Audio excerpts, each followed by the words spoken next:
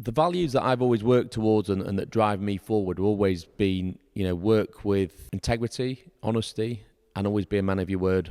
If you say you're going to do something, stick to it and do it. I personally can't stand it when someone says, yeah, you know what, let's do this or let's do that, and then it comes down to it and they don't turn up, or they let you down, or they just change their minds. So I'm a big believer, if you say you're going to do something, you give your word, you stick to it and you do it. And I think that's important value to have in life, irrespective of whether you're in business or not in business. You should have a bit of decency and a bit of pride in the fact that when you say you're going to do something, people can rely that you're going to do it.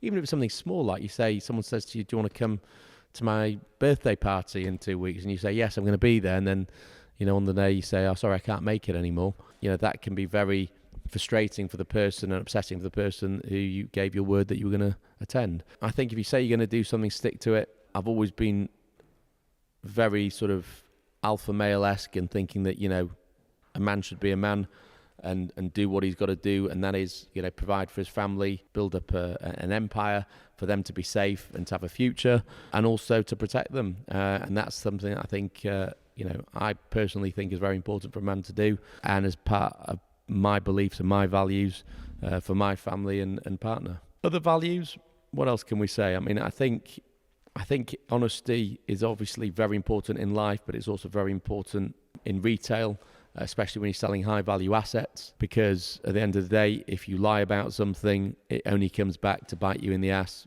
at a later date.